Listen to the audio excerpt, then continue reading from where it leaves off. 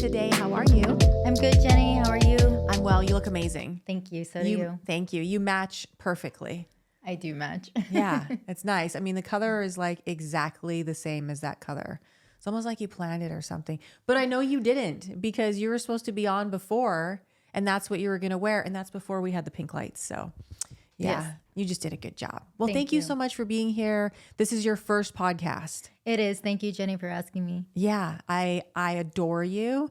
We're friends in real life, you guys. But I haven't heard your story. I mean, I know little bits and pieces of it, but I'm excited to talk to you today. And while the audience learns your story, I get to learn more about you as well. So you're in recovery. I am in recovery. Okay. And what was your drug of choice? Alcohol. Alcohol. So straight alcohol for you. Hardcore alcoholic. Okay. Did you ever mess around with drugs or anything or? Yes, I did some cocaine, ecstasy, mushrooms, weed, but alcohol was my get down. Yeah. Yes. So what made you start drinking? Was it your childhood? Like, what was your childhood like? Where'd you grow up? I grew up in a small town, Estes Park, Colorado. Okay. And my family, they're not addicts. They're upper middle class. I had everything I wanted. I always felt different when I first started going to AA because I didn't have any trauma Okay. from my childhood except Yeah. for my ADHD. Okay. That was extreme when I was younger. I started drinking when I'm an insomnia, so I started drinking to go to sleep. Okay. And what age was that? 18. Okay. And did you have insomnia as a child? Yes. So that was linked to the ADHD? Yes. Okay. And were you on any medications? Like, were you prescribed by a doctor or anything as a child or? Stratera when I was a Okay. senior in high school. All right. So that a non-stimulant one. Yeah. Okay. So you started getting insomnia and you just could not sleep. Right. And I had a major eating disorder. Okay. Yes. And I felt like that drinking kind of made me forget about wanting to eat. Okay. Yes. And when did the eating disorder start? The eating disorder, honestly, I was an overeater when I was a lot younger. So Okay. I've always had an addiction with something. And then I became bulimic and anorexic when I was 17. Mm-hmm. And it lasted into my 20s. And then I cross-addicted from eating disorder to alcohol every day. Got it. And so when you first started having your eating disorder, did your family know? Was anybody trying to help you through it? What did that look like for you? I try to keep it hidden, just like my alcoholism, but it was just as bad. I knew where every liquor store was in my town. I knew where every single bathroom was in my town wow. to like get sick. I was scared of Thanksgivings and dates. My parents didn't realize it at first, but then they started to. And I remember one time them catching me and they said, "Do you need help for this?" And I said, "No." And I really wanted to stop. I used boyfriends. I was like, "Oh, I have this boyfriend. Maybe I'll stop like getting sick." And it was the same thing with my alcoholism. Yeah. Maybe I'm going to have this friend or this boyfriend and I won't drink as much. Yeah. So what were the like warning signs, red flags when you look back as a teenager that it started going down that road of you having an eating disorder? Well, I felt very insecure and I didn't feel like I got the directions to life like other people, like a normal, Yeah. typical addict usually feels. And then I always wanted to be someone different. And I started modeling and I don't know if that triggered it, but I remember one time my agent saying, "You need to lose more weight and you're a canvas." And I said, okay. And then I knew how to be bulimic because someone else told me, and then it just never stopped. Yeah. I had a similar experience with an agent at a young age. I remember I was 12 years old and I was working for this agency in Vancouver. It was called John Casablancas. And I had just, you know who they are, right? Yes, and I had do. done this like huge shoot and I was so excited. I'm just like a little girl. And we went into the agency. I was with my mom and we had all these like new pictures done. And I'll never forget. And like my past is such a blur, but I remember this and I remember exactly how I felt. I was so proud of this portfolio that we just did. And she's flipping through the pages and she's like, oh, yeah, every page. And she's like, your inner thigh hair. Mm-hmm. You need to lose 5 to 10 pounds, which then led me to get lipo on my inner thighs as an adult. Oh, you see this? Yeah. You need to lose some weight here. And that, like, I'm, older now, way older, and I still think about those things. Like, so we have to be so careful, as role models, teachers, adults, with young people, with teenagers, with kids, with what we say to them, because it impacts them, men and women, on such a deep level. Absolutely. Yeah. So you started drinking at 18. Yes. And so what did that feel like for you when you started drinking? Well, when I actually first had my first drink, I was 15 years old, and I didn't like the effect. And I think it was because I was so concerned what everyone thought of me already, and so insecure, even though I didn't look insecure on the outside, but I was so insecure on the inside. But when I turned 18, I was finally able to sleep, and I thought, like, oh, I have my own house. I stocked my refrigerator. I had all the alcohol because I just thought, like, I wanted to be a host. I wanted to help, or I wanted to host people, and then I was able to sleep, and then I wouldn't get up and eat in the middle of the night. Yeah. And then I just crossed the imaginary line that they say in the big book of Alcoholics Anonymous, and I started drinking every single day. Yeah. If I wasn't drinking, I would think about drinking. I was like, who's 21? How can I get alcohol? So that obsession started like right away. Yes. And so did you know you had a problem? I mean, were you just kind of in denial? You're like, I'm young, I'm having fun. Yeah, I want it all the time, but whatever. Absolutely. I said, this is my time to party. Exactly. Yeah, I was the same way too. So you're modeling at this time. You got your own place in Colorado. Yes. What did that lifestyle look like? So I had a boyfriend that I was totally in love with. He was a DJ. And then after we broke up, I was obsessed with DJs for a long time. Okay. But I realized I was an alcoholic when I was actually working in Vegas. I was there for a trade show, and I came across America's Next Top Model. And I actually just went and tried out. I didn't go there to try out. My mom was with me, and my whole plan was to ditch my mom, find someone who's older than me. So find some stranger, get into some mess. Yeah. To get alcohol. And it was the end of the day, and I tried out for this show, and I kept getting to higher levels. They're like, congratulations, congratulations, congratulations. And I just remember thinking, oh my gosh, this is taking forever. And watching these girls like cry because they didn't get to go to the next level, and they like flew there to try out for this show. Yeah. And all I could think about was like, man, I just want to ditch my mom and drink.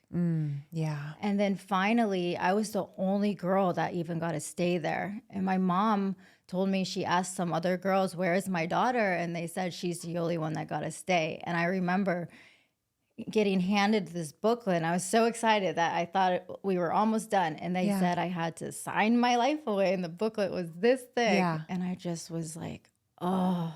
And I remember sitting in the hallway at MGM Graham just looking around, and I said, wow. Like, so you couldn't even enjoy the moment. So here you are, you just got on America's Next Top Model Yes. with Tyra Banks back in the day. Loved that show. And all you can think about is like, I just want to get out of here and get drunk. yes, find some stranger in Vegas. Yeah. That just goes to show you how our minds are in our addiction. You know, for loved ones, family members, friends, they can be so confused because they're like, I don't get it. Like, why are you like that? But the obsession that takes place, the actual ism, it takes over us completely. Absolutely. So you got on the show. Yes. And how old were you? I was 19 years old, 2006. Okay. And the show filmed in LA? They were actually going to start filming in China. Oh, okay. Wow. And then when I went back to Colorado, my ex-boyfriend broke up with me. I would black out, and I was unpredictable. I was violent. I was like happy. It was really scary because you never knew what you were going to get. Yeah. I ended up getting in my car and totaling my car and hit two other cars, totaling other two cars, woke up in the hospital, was unable to go to China and the show. And from there, I had to go to jail. And why'd you go to jail? for DUI. Okay. Automatic 30 days in jail in the state of Colorado. Oh, wow. Okay. Yes. And you were how old? 19. 19. Yes. Okay. And then my parents sent me to rehab. Mind you, I had a really bad eating disorder at the time. I went to rehab in Denver, Colorado. I didn't understand rehab. I thought it was a joke. So you weren't surrendered, willing, nothing like that. You were No. just there because you were being forced to. Right. Yeah. And then from there, they told my parents I needed to go to more rehab. And I basically said, if I'm going to rehab, I'm going to the effing beach. And then I ended up in Newport Beach. Oh, wow. Okay, let's back up for a second. So 19 in jail for 30 days. Yes. Beautiful model, just landed this huge job, and you're sitting in jail. Yes. Sober. Sober. What was going through your mind? I was numb. I didn't really have emotion. I had just broken up with my first love. Yeah. And I didn't want to look at myself. And I was like that for a very long time. I had walls, they went up. And when I got out of jail, my friends that I thought were my good friends, when I started hanging out with my ex-boyfriend and I felt like nobody was there for me. And I remember making a choice that from here on out, I'm only hanging out with people that own nightclubs, people that are famous, people have this amount of money. I didn't need real friends ever, and I needed to look cooler than anybody else. Wow. And that became an addiction in itself. I noticed that when I broke up with my ex-boyfriend the first time, I went and started hanging out with people in Hollywood again and people that didn't care about me. Yeah. And So you moved to Hollywood, or you moved to LA, right? You moved to the beach. Or no, you were going to treatment. yes. Down by the water. Yes. Okay. So then you just stayed out. I just stayed here. Yeah. And one day I was like, oh, there's a liquor store. And I just walked over there and they didn't card me and I could drink. And then How long were you sober for? at that point, maybe 60 to 60 days. Okay. And did anything trigger that, or was it just? I wasn't working any kind of program. I lived by myself. I didn't really Yeah. have any friends here yet. And I was just walking around, 20 years old. And then from there on out, all I cared about was my next drink and where was the party at. I lost I lost all sense of like reality. People tell me like, oh, do you remember this event in the world or this, or have you seen this? And I said, no, Same. I Yeah. don't. Yeah. From the Xanax, for me, not the alcohol, at that age, I have huge gaps, and it's so frustrating because I've tried to do everything I can to like remember things. And it's like, just, same, like these just chunks of time where I have no idea what was going on. And it just shows, how we detach, how our body tries to like keep us safe by like keeping us in that space, where we're not in it really. You know what I mean? It's like an out of body situation.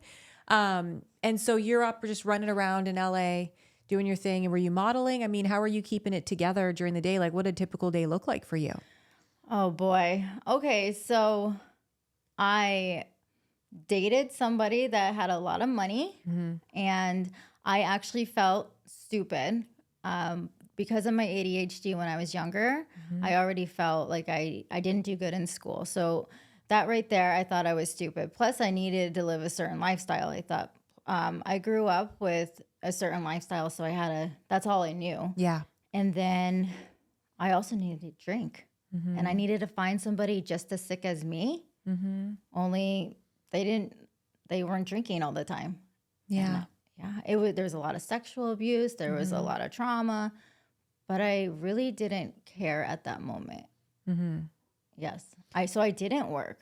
You didn't work. I didn't do anything except for drink and party and run around. Yeah. You were taken care of. Yes. Yeah. And so the men that you were with, over the years in this cycle, I mean, were they just like the elephant in the room? Did they care, not care about what you were actually going through? I mean, were you drinking at home all the time, like waking up, drinking sort of thing?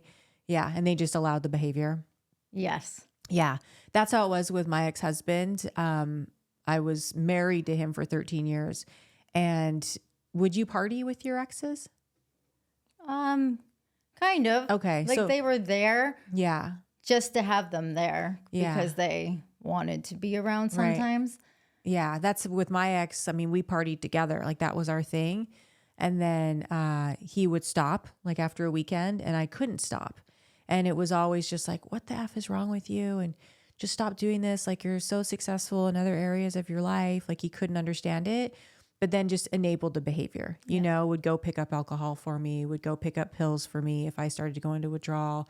And so he's picking these things up and doing this for me and giving it to me. And in the second breath is like, God, this is so stupid. Why am I getting you this? You know, you're so weak, blah, blah, blah. And so, yeah, like I had surrounded myself with people too that in one way or another, it was keeping me sick. So when did you decide that you actually wanted to get sober? Like, oh my God, this has really gotten out of control. Like, was there a final thing?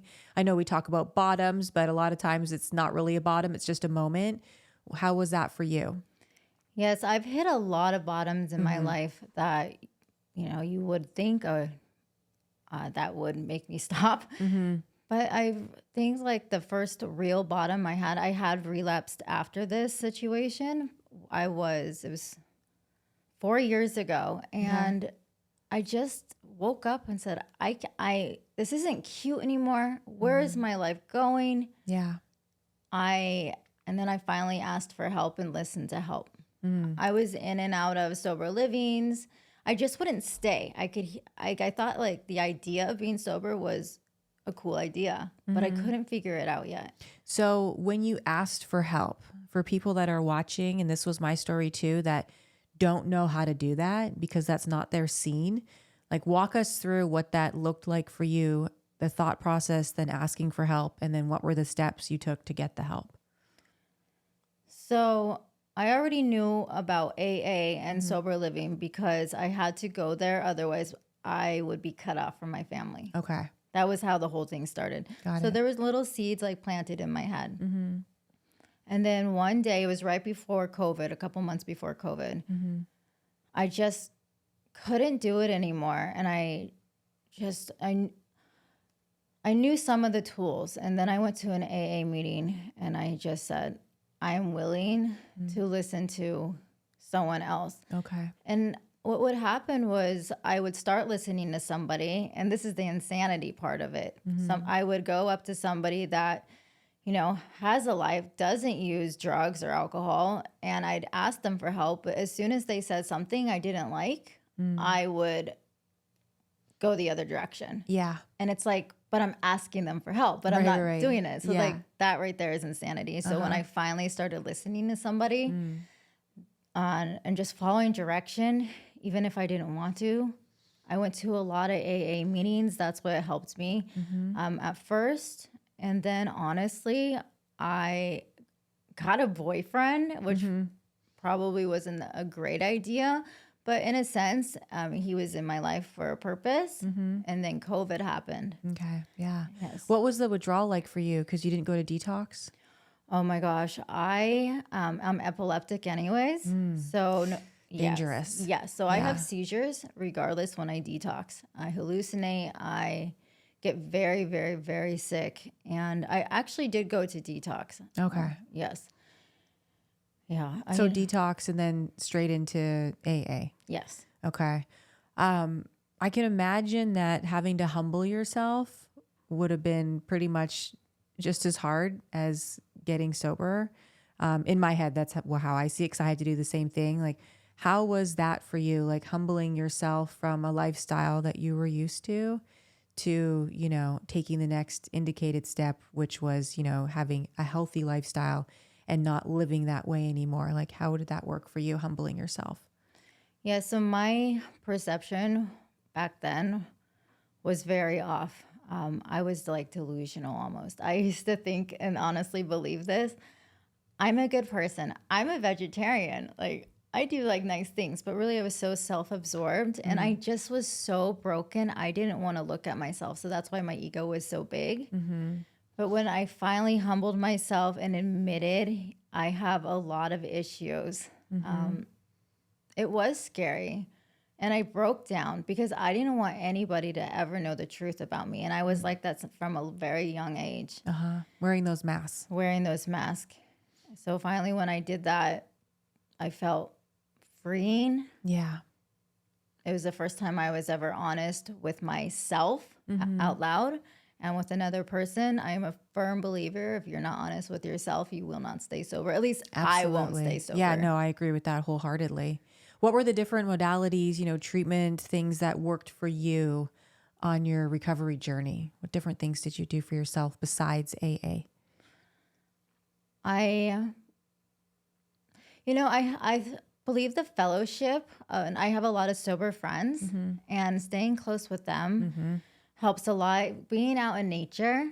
Yeah. Yeah, talk to us about that. So I love this about you. You love nature. You recently just got certified in forest bathing, right? But before we get into that, tell us how you discovered that you loved nature, because a lot of times people get sober and they have no idea what they like, right? And it's like this rebirth into the world, like, who am I? What do I like? What do I want to do?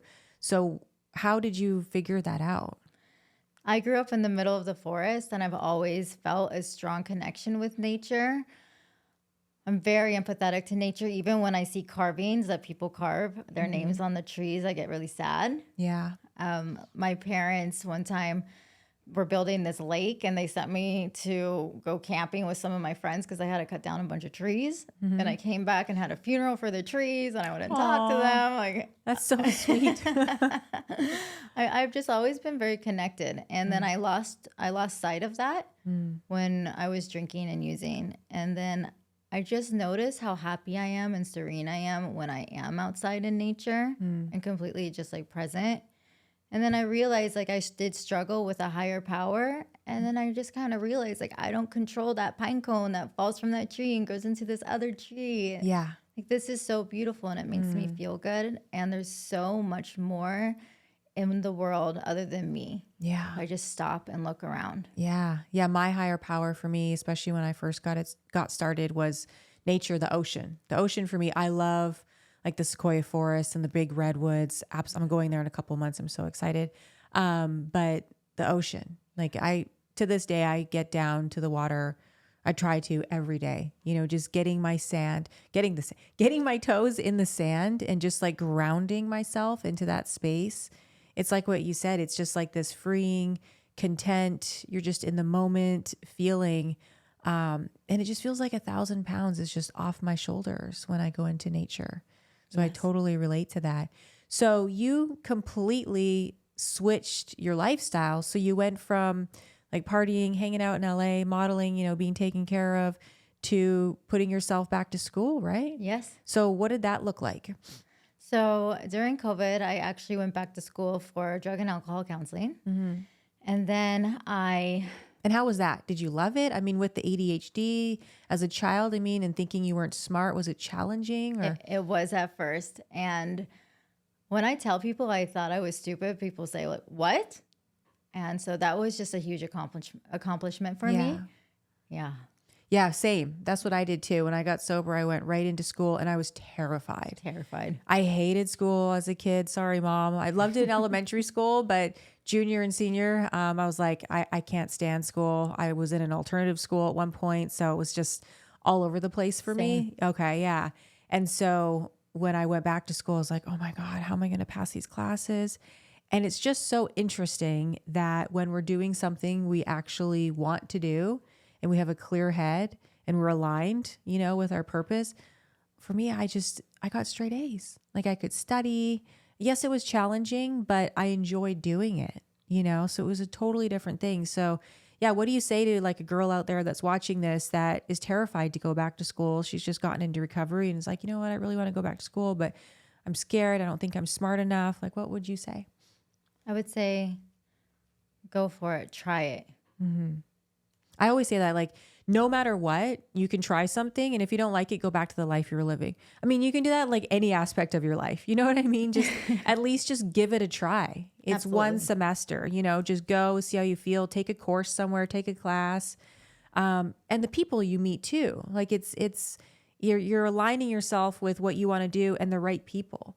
When I went back to school, the professors, one of them became my mentor, and then someone that came in from a facility Shout out to Doug Hellman from the Orange County Rescue Mission. He came in and he did like a lecture, a speech about, working at this facility and, talking to us as students working in going to school in human resources.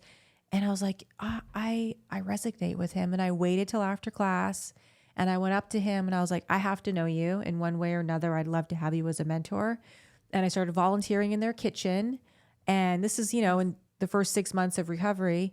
And he's still a mentor of mine to this day, almost 8 years later. And I go have lunch with him every month or two. And, these people, I wouldn't have had the opportunity to meet them unless I put myself out there, got uncomfortable, and went back to school. Absolutely. I would also recommend, if you don't know, ask somebody. Just ask questions. Yeah. Yeah.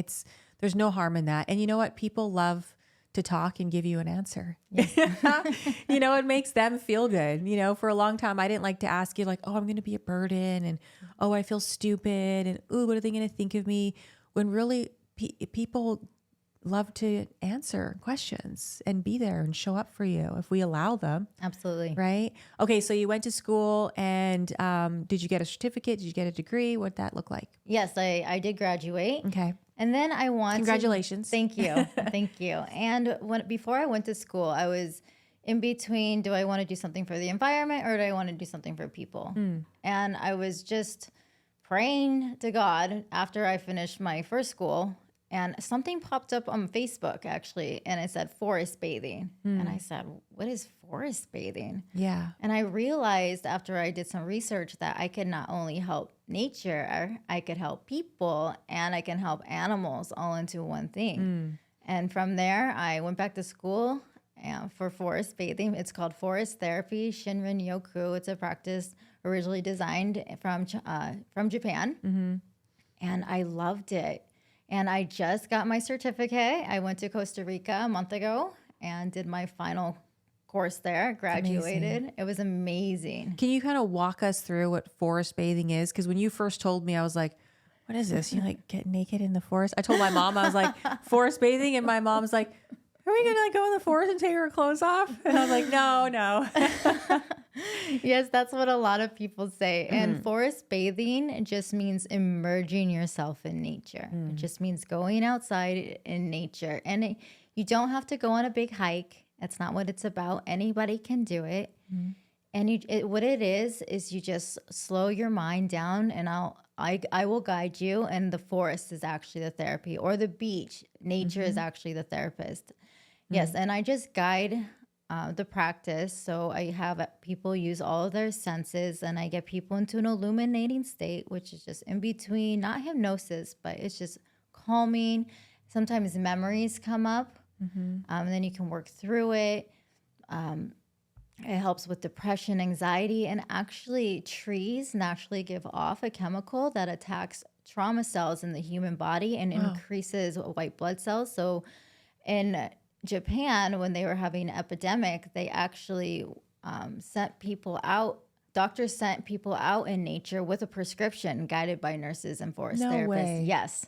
Wow. Yes. And now it is starting to be a bigger thing throughout the entire world. And 2024, America Mental Health Association actually passed it and says it's definitely recommended. Oh, that's amazing. So you do this personally, you lead groups, you take people out and do this? Yes, I'm just starting to. And I've actually met somebody that is in recovery that is a forest therapist and also uses the 12 steps in her forest therapy. And I was thinking what I would like to do is eventually bring forest therapy to treatment centers. Yeah, I love that. You're bringing it to my treatment center for sure. Absolutely. Yeah, this is such an amazing thing. Listening to you describe it, having those different elements all together as one. And I had no idea that the trees put off that energy like that. That's why they feel so good to be around. Yeah, I love going to the redwoods, just being near something that big and old and just rooted into the earth like that. There's just something so spiritual about it. Absolutely. So what has it given you? What emotional help, assistance has being in the forest? Like, what has it given you? Your inner you? Oh, wow. It makes me feel okay. Part of my homework when I was in school, 3 times a week, we had a place called a sit spot. And we had to just sit there and meditate and look around for 20 minutes. And we were given an invitation. And that in itself has brought me to a higher vibration, a higher frequency. And when I came back from Costa Rica, actually, we did a lot of forest bathing in the middle of the jungle. It was quite interesting. And there was this one final thing that we all had to do for 3 hours. I had to be out in the forest by myself in the jungle. Wow. Yes, and That sounds a little scary. it was. And they said, if you're not back by this time, you have 10 minutes to come back at this time. If you're not back, we'll send a search party. So, Oh, wow. yeah, That would be really scary because there's like lots of animals out there, right? yes.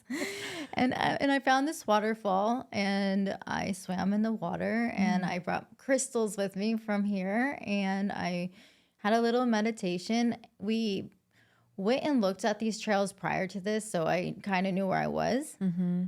When I came back, I was walking out of the jungle and I just started crying. And I felt so high off of life and the energy and the trees. I can't even explain it. A better high than any drug or anything could ever produce. And I felt like I went through a portal. And when I got back to LA, I had a lot of anxiety and I didn't understand what was happening. And I actually went and got Reiki, and the Reiki lady did not know me. And she said, I think you went through a portal. And yes. And I never really had done Reiki before. So it was very interesting. And I just was up here now. My perception has shifted and my lens is brighter. Wow. Yes, I see a lot more detail now and I understand things different. I had a complete spiritual awakening there. And to the point that I am going through a breakup. And to the point my ex said, why are you so nervous around me? And began to cry and said, Kelsey, you're on a different frequency than I am now. You're higher level. And you broke up. And we broke up.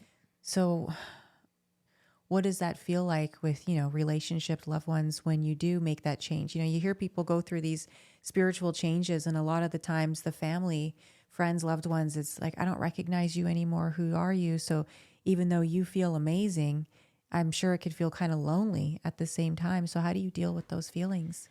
Yes, it was really sad for me to break up with my ex-boyfriend, but now I see that God did for me what I could not do for myself. I truly believe that.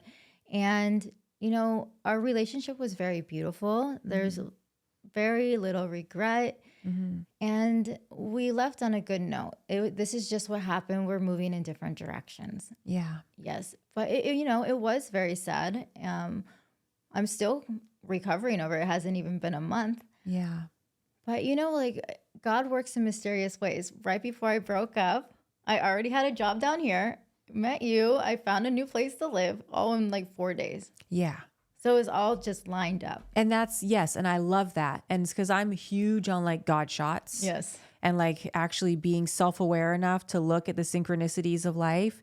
And I feel like those things all show you're on the right path. Absolutely. All those things. Absolutely. And I was so proud of myself. I still am very proud of myself because I also was codependent with men. I noticed that pattern because I felt like I had a hole right here. And even if I was sober, I had to fill it with attention, fill it with a man, fill it with like food, whatever it was, until I was actually okay with myself. And the reason why I broke up, well, it's not actually the reason, but what triggered it was a breakup. I couldn't figure out how to be alone. And I've always either had a relationship or had attention or had to text somebody. I was never okay just being Kelsey, just being with myself. And so I was actually a little afraid when we broke up just because I thought, the last time we broke up, because I did go back to my ex, I did relapse. And what I realized is it's not just his fault. I see my part in it. But I had the tools to not relapse. Like people don't have to relapse. They can go through anything. Mm-hmm. I just didn't apply those tools. Mm-hmm. Um, but now that I have them and um, I have such a good relationship with a higher power and had that spiritual experience, and I Yeah. have actual friends that want nothing but the best for me, and I want Mm-hmm. nothing but the best for them. I feel like that's what true love is. Mm-hmm.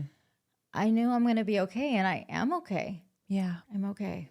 It sounds very peaceful where you're at right now Yes, I'm actually happy and content with myself for the first time. for the first time. Yeah. Wow. Yes. So, what are some daily practices you do to make sure you're aligned with who you need to be on a daily basis?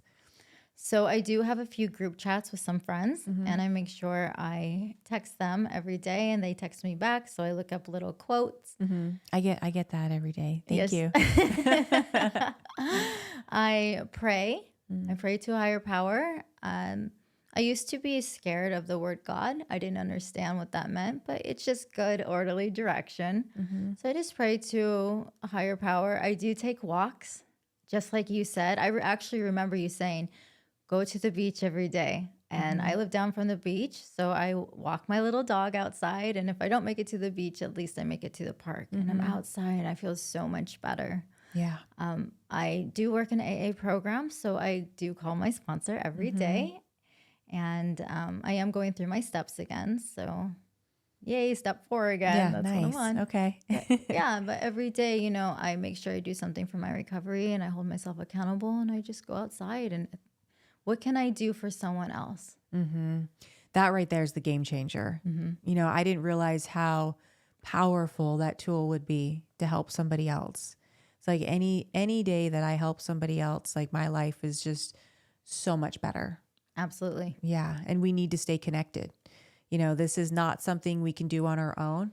And for so long, it sounds like, and for me too, I thought I could just do stuff on my own. I wore all these masks and it just kept me sick and sicker and sicker. And then realizing that asking for help and having that community is what we needed all along.